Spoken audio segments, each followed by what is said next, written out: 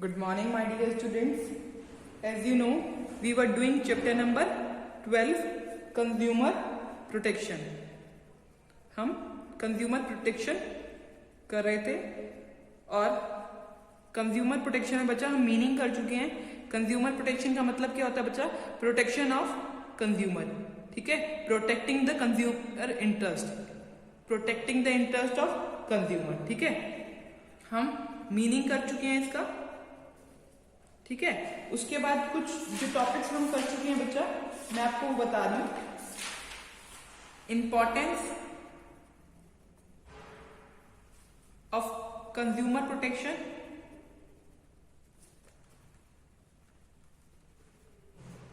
From consumer point of view से हम protection, consumer point of view पढ़ चुके हैं. Importance of consumer protection from business man point of view, ये भी पढ़ चुके हैं हम. कंज्यूमर पॉइंट ऑफ व्यू से पढ़ चुके हैं, बिजनेसमैन पॉइंट ऑफ व्यू से, बिजनेसमैन पॉइंट ऑफ व्यू से हम पढ़ चुके हैं long term interest of business, social responsibility. ये सारे टॉपिक्स हमने इसमें कवर करे हैं. ठीक है, मेन जो टॉपिक है हमने इसमें करा है consumer rights. Consumer rights topic हमने पढ़ा. इसमें मेन हमने कंज्यूमर राइट टॉपिक करा है, वो हमने रिचेस के नाम से लर्न करा. Right to safety, right to be information, right to be choose, right to be heard, right to be consumer education, right to be seek redressal. Redressal का मतलब आपको पता चल गया होगा, टू गेट कंपनसेशन. एक वर्ड हमने याद करा था यहाँ पर, रिड्रेसल, टू गेट कंपनसेशन. ठीक है, हियर्ड का मतलब क्या होता है? हियर का मतलब रिप्रेजेंट करना अपने आप को.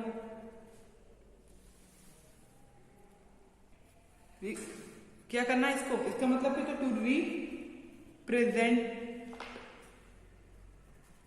To represent. ठीक है, इसमें ये टर्म्स हमने पढ़ी. नेक्स्ट थिंग, कंज्यूमर की राइट्स तो पता चल गई कंज्यूमर को. कंज्यूमर की राइट्स पता करने के बाद कंज्यूमर की क्या रिस्पॉन्सिबिलिटीज हैं वो भी हमने पढ़ी. कंज्यूमर की रिस्पॉन्सिबिलिटीज, कंज्यूमर की अपनी रिस्पॉन्सिबिलिटीज पता होना भी तो बहुत जरूरी है बच्चा. कंज्यूमर को अपनी रिस्पॉन्सिबिलिटीज पता होना जरूरी है ना. क्यों? अगर कंज्यूमर को अगर अपनी रिस्पॉन्सिबिलिटीज पता होंगी, जब तो वो अपने राइट को यूज कर पाएगा, कंप्लेन कर पाएगा. अगर कोई सामान खराब मिला तो हम क्या कर रहे हैं, उसकी क्या रिस्पॉन्सिबिलिटी होगी? फाइल कर पाएगा केस. ठीक है, क्वालिटी के बारे में ध्यान रखेगा, उसकी रिस्पॉन्सिबिलिटी है क्या? क्वालिटी के बारे में ध्यान रखना. ठीक है, ये सारी चीजें हमने कंज्यूमर रिस्पॉन्सिबिलिटीज में पढ़ी थी. क्लियर बच्चा? ये टर्म्स हमारी क्लियर हो गई. हमने कुछ मार्क्स भी पढ़े थे, जैसे ISC मार्क पढ़ा था, एग मार्क पढ़ा था. ये सारे मार्क पढ़े ना, होल मार्क, वूल मार्क, ये सारे मार्क हमने पढ़ लिए ना बच्चा. ये टॉपिक हम कर चुके हैं. अब जो टॉपिक हमारे बच्चे हैं वो हम करने वाले हैं. देखिए, अभी हम स्टार्ट करते हैं आज का नया टॉपिक. देखो, नए टॉपिक में हमारा बच्चा रिलीफ और रेमेडीज. रिलीफ और remedies available to consumer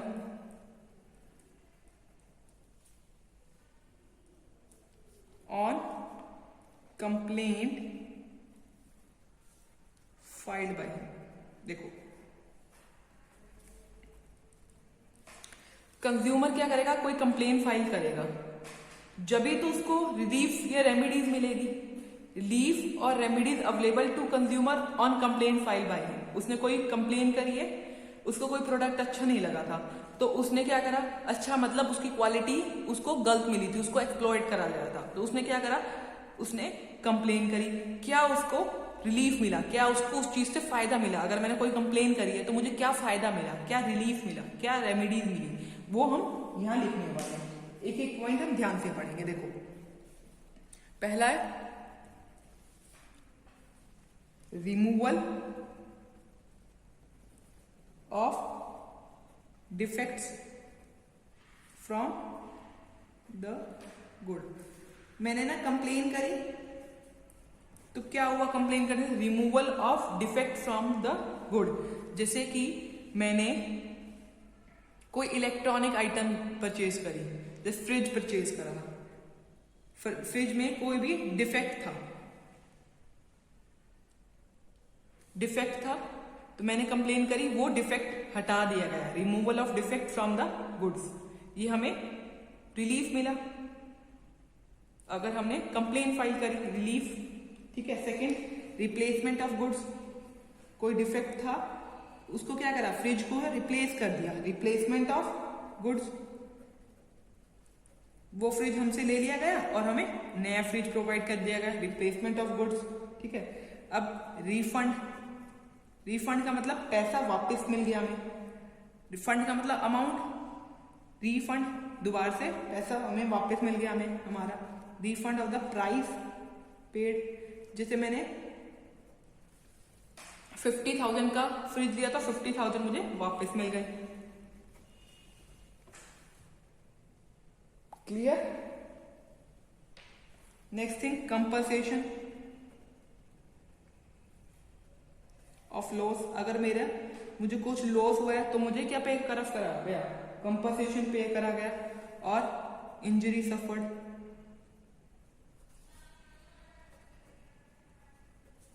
fifth thing, removal of deficiency in service. कोई भी अगर डेफिशिएंसी थी उसको हटा दिया गया। कोई भी डेफिशिएंसी का मतलब कोई भी कमी थी उस चीज में, या फ्रिज में जो भी कमी थी उसको हटा दिया गया। Discontinuous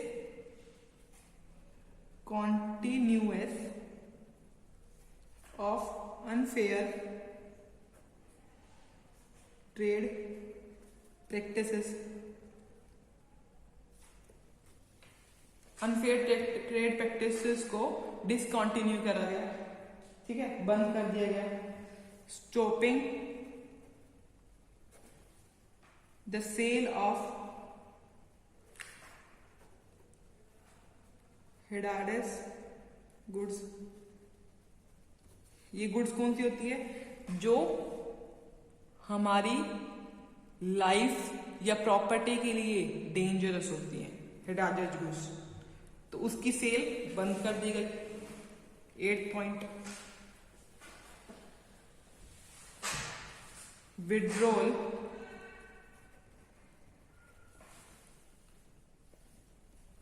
of hazardous good from the market. Market से वो गुड ही हटा लिया गया, विड्रॉल, वो गुड ही हटा दिया गया मार्केट से, जो हेडाडेस है हमारी लाइफ को या प्रॉपर्टी को। पेमेंट प्रोवाइड करी गई, payment of adequate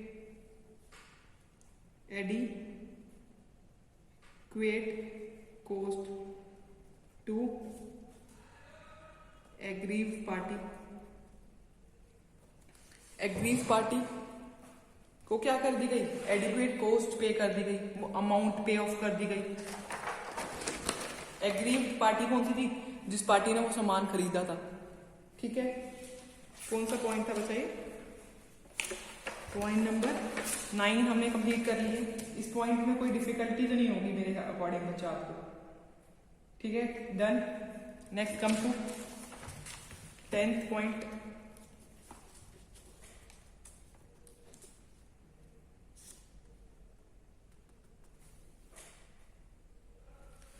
to issue corrective advertisement. अब करेक्टिव एडवर्टीजमेंट पे निकालेंगे उस चीज के लिए। क्यों निकालेंगे? To neutralize to neutralize the effect of a misleading advertisement। हमने कोई एडवर्टीजमेंट निकाल रखी थी जो गलत थी, ठीक है। अगर हमने कोई एडवर्टीजमेंट निकाल रही थी वो जो गलत थी, अब हमने उसको उस एडवर्टीजमेंट को खत्म करने के लिए क्या करा, इश्यू करी करेक्टिव एडवर्टीजमेंट। एक नई एडवर्टीजमेंट निकाली और जिसमें हमने सारी सही बातें बता रखी थी प्रोडक्ट के बारे में। टू इश्यू करेक्टिव एडवर्टीजमेंट निकाली to neutralize the effect of misleading advertisement, जो पुरानी एडवर्टीजमेंट था उसका रोल खत्म करने के लिए। 11 पॉइंट पढ़िए। टू पे एडुकेट अमाउंट, अभी हमने पढ़ा था, कोस्ट टू अप्रोप्रिएट पार्टी, सही पार्टी को कोस्ट पे करें, ठीक है।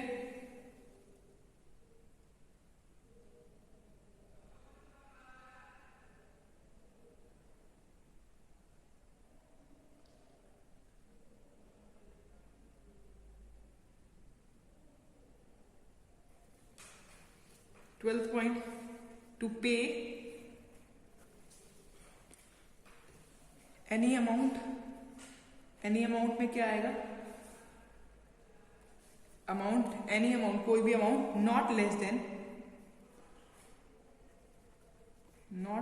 Then 5% of value of defected good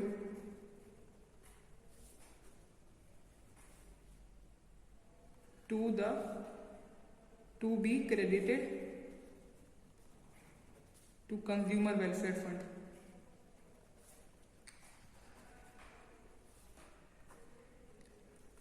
हम क्या कर सकते हैं,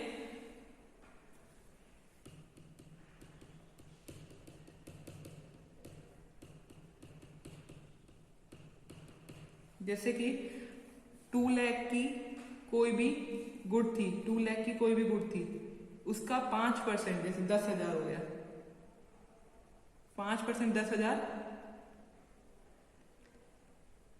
पे ऑफ करेंगे। टू पे एनी अमाउंट, कोई भी अमाउंट पे ऑफ करते हैं, बट नॉट लेस देन, तो देखो 2 लाख रुपीज की जैसे गुड्स थी, इसका 5% से कम नहीं पे ऑफ करेंगे। जैसे 10,000 तो हमें पे ऑफ करने पड़ेंगे, not less than 5% value of defected goods. Defected goods थी 2 लाख की, इसका 5% जो हो गया 10,000, 10,000 से कम नहीं, 10,000 तक ज्यादा भी पे कर सकते हैं, not less than 5%। To be credited to consumer welfare fund, consumer welfare fund में पे ऑफ करेंगे हम अमाउंट, ठीक है बच्चा। या पे ऑफ अगर कंज्यूमर में नहीं करे तो और एनी ऑर्गेनाइजेशन, उस ऑर्गेनाइजेशन को देंगे, और एनी ऑर्गेनाइजेशन को देंगे या पर्सन को देंगे, to be utilised in prescribed manner.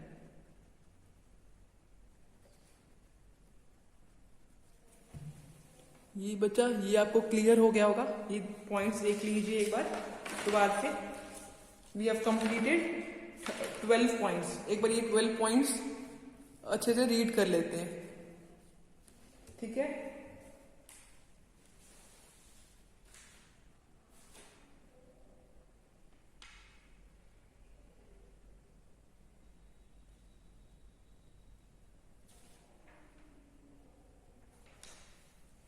Clear.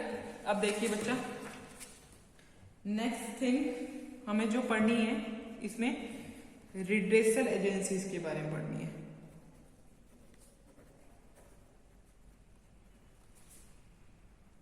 किसके अंडर है, अंडर कंज्यूमर प्रोटेक्शन के under. Redressal agencies under consumer protection act 1986, ठीक है। 3 एजेंसीज होती हैं, एक होती है डिस्ट्रिक्ट फोरम,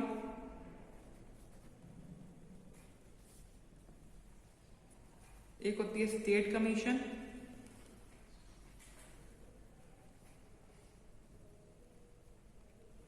थर्ड होती है नेशनल कमीशन।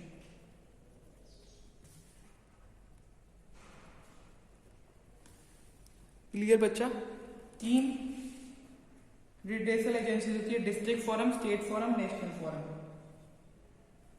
ठीक है, अब मैं आपको इनके बीच में डिफरेंस बताती हूँ। ठीक है, यहां लिखेंगे बेसिस, हेयर डिस्ट्रिक्ट, यहां स्टेट कमीशन, यहां नेशनल कमीशन।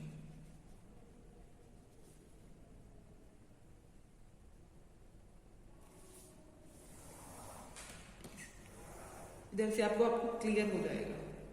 देखो, पहला है composition.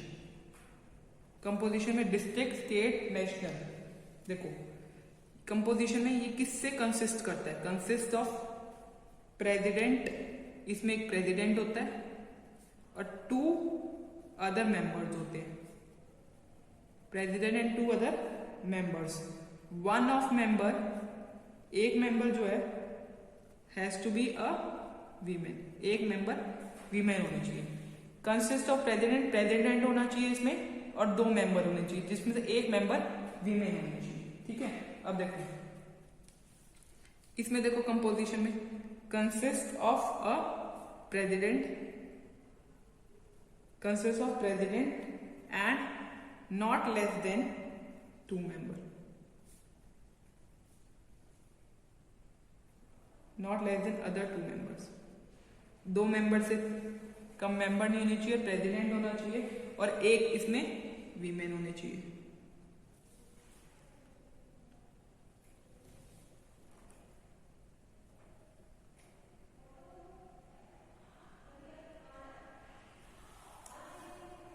Next thing, consist of president and at least 4 other members, 4 members होने चाहिए एटलीस्ट, कम से कम एक उसमें वीमेन भी होनी चाहिए। क्लियर टू यू बच्चा?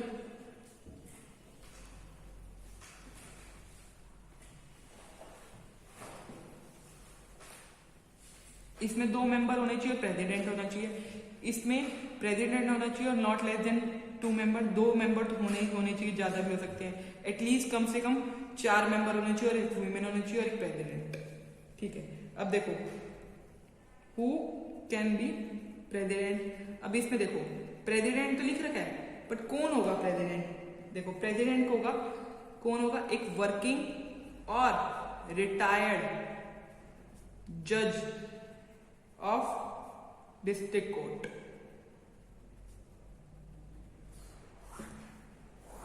क्या लिखे था बच्चा? काम कर रहा होगा वो, ये रिटायर्ड होगा, जज कहां का? Of district court. District court का रिटायर्ड या वर्किंग जज होगा। ठीक है, वही प्रेसिडेंट होगा। ठीक है, इसमें क्या होगा? वर्किंग और रिटायर्ड जज होगा of high court. High court का वर्किंग या रिटायर्ड जज होगा, वही प्रेसिडेंट होगा इसमें, स्टेट कमीशन में। नेक्स्ट, वर्किंग और रिटायर्ड जज होगा of supreme court. Supreme court का रिटायर्ड या वर्किंग जज होगा। अच्छा, आप बता सकते हैं डिस्ट्रिक्ट, स्टेट और नेशनल के बाद भी कोई चीज होती है? होती है, वो होती है सुप्रीम कोर्ट। अगर इन तीनों से भी अगर हमारा काम नहीं चलेगा ना, हम सुप्रीम कोर्ट में जाएंगे। ठीक है, अगला पॉइंट देखिए, अपॉइंटमेंट ऑफ प्रेसिडेंट। अब देखो प्रेसिडेंट होना चाहिए इसमें, प्रेसिडेंट यहाँ काम करना चाहिए डिस्ट्रिक्ट में, यहाँ हाई कोर्ट में, इसमें सुप्रीम कोर्ट। कैसे अपॉइंट करेंगे हम उसको? बताइए, अपॉइंट कैसे होगा? Appointed by state government. State government appoint करेगी उसको, अपॉइंटेड बाय स्टेट गवर्नमेंट। ठीक है, on the recommendation, on the recommendation of the selection committees.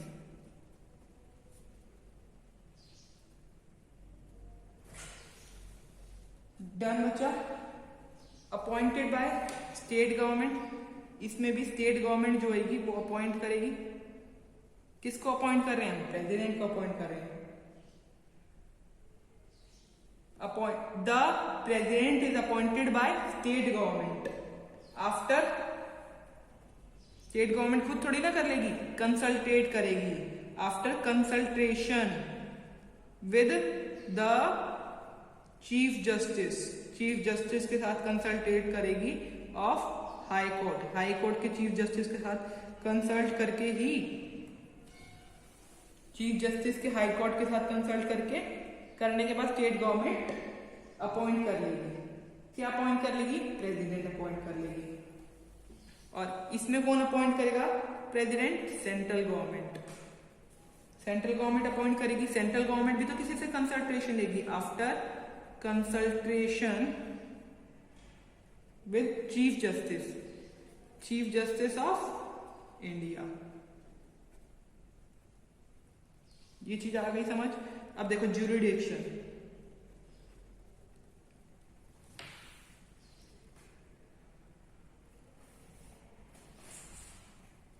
अब देखिए इसमें क्या है,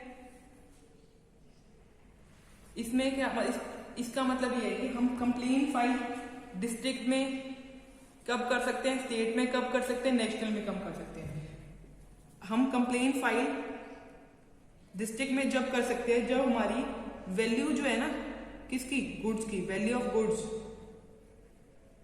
20 लाख से ज्यादा हो। अगर हमारी वैल्यू गुड्स की 20 लाख से ज्यादा होंगी तो हम डिस्ट्रिक्ट में कंप्लेन कर पाएंगे। इसमें भी हम कंप्लेन करेंगे जब हमारी वैल्यू कितनी होगी गुड्स की, वैल्यू ऑफ गुड्स 20 लाख से तो ज्यादा होनी चाहिए, 20 लाख से ज्यादा होनी चाहिए और अप टू 1 करोड़ होनी चाहिए। ठीक है बच्चा। अब देखो, अब हम कंप्लेन कैसे फाइल कर सकते हैं? कंप्लेन किस चीज की? वैल्यू ऑफ गुड्स की। किस में फाइल कर रहे हैं? नेशनल कमीशन में फाइल कर रहे हैं। कब फाइल कर सकते हैं? जब हमारी वैल्यू गुड्स की 1 करोड़ से ज्यादा है।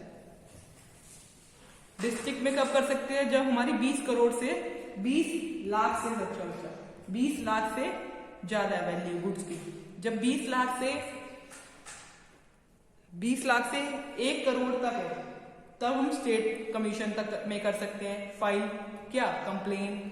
कंप्लेन कर सकते हैं वैल्यू ऑफ गुड्स अगर हमारी गुड्स की वैल्यू जो है 1 करोड़ से ज्यादा है। अब देखो, अपील अगेंस्ट ऑर्डर।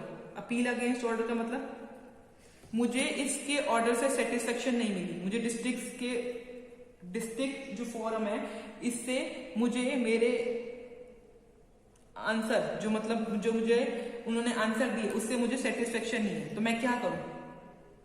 तो मैं कहां जाऊंगी? तो मैं स्टेट कमीशन में चली जाऊंगी। कितने दिन में? 30 दिन में। अगर कोई भी पर्सन एग्रीड नहीं है by the order of district forum के ऑर्डर से हम सेटिस्फाई नहीं है, तो मैं कहां चली जाऊंगी? स्टेट कमीशन में चली जाऊंगी 30 दिन में। ठीक है। अब इधर आओ, अगर स्टेट कमीशन में जिस बंदे ने फाइल कर रखा है केस, अगर वो इस से सेटिस्फाई नहीं है तो क्या करेगा? वो कहां चला जाएगा? नेशनल कमीशन में चला जाएगा। कहां जाएगा? नेशनल कमीशन में चला जाएगा। कितने दिन में? 30 दिन में। इसके से सेटिस्फाई ना होने के बाद, जैसे अब मैं स्टेट कमीशन में गई थी और मेरा ऑर्डर आ गया, सेटिस्फाई नहीं हूं मैं, उसी के 30 दिन में मुझे नेशनल कमीशन में चले जाना है। ठीक है। अब मैंने आपको बताया कि नेशनल कमीशन से मैं सेटिस्फाई नहीं हूं, अब मैं कहां जाऊं? इसके बाद हम कहां जा सकते हैं अपनी कंप्लेन लेके? मैं जा सकती हूं सुप्रीम कोर्ट में। जैसे नेशनल कमीशन में मेरा आंसर आया और मैं उस आंसर से सेटिस्फाई नहीं हूं, तो मैं कहां चली जाऊंगी? सुप्रीम कोर्ट में चली जाऊंगी। कितने दिन में? विद इन 30 डेज, 30 दिन में मुझे जाना पड़ेगा। ठीक है। और कब जा सकती हूँ? जब मेरी गुड्स 1 करोड़ से ज्यादा की होंगी, जब मैं अपील कर सकती हूँ फाइल कहां पर? सुप्रीम कोर्ट में। 1 करोड़ से ज्यादा की होंगी जब मैं वो सुप्रीम कोर्ट में अपना फाइल कर सकते हैं। 3 रिड्रेसल एजेंसीज हुई, district forum, state forum, national commission. District forum में हमारे पास 20 लाख से ज्यादा की कंप्लेन कर सकते हैं। अगर हमारी वैल्यू 20 लाख से ज्यादा की जब भी हम कंप्लेन कर सकते हैं। इसमें अगर 1 करोड़ तक है तब हम कंप्लेन कर सकते हैं। अगर 1 करोड़ से ज्यादा है जब हम यहाँ कर सकते हैं। अगर 1 करोड़ से ज्यादा की कंप्लेन है और हम नेशनल कमीशन से सेटिस्फाई नहीं है जब भी हम सुप्रीम कोर्ट में जा सकते हैं। ये पॉइंट से आपको क्लियर हो गया होगा, ठीक है।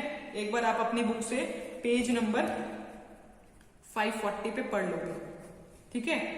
अपील अगेंस्ट ऑर्डर, हम अपील कर रहे हैं अगेंस्ट ऑर्डर। अगेंस्ट हम किसी चीज के कब जाते हैं, जब हम किसी चीज से सेटिस्फाइड होते हैं, ठीक है। समझ आ गया बच्चा? हमने 1 2 3 4 5 पॉइंट्स पढ़े हैं इसमें, ठीक है बच्चा। अब हमारा कुछ टॉपिक्स रह गए हैं, वो हम नेक्स्ट वीडियो में पढ़ेंगे। हमारे कुछ टॉपिक्स में है role of consumer organisations, NGOs, हम नेक्स्ट वीडियो में पढ़ेंगे। और who is consumer and who can file case, ये सारी चीजें हम नेक्स्ट वीडियो में पढ़ेंगे बच्चा। Till then you should complete your chapter till this topics, okay. Almost your chapter is completed. In next video it will be completed, okay बच्चा, thank you very much।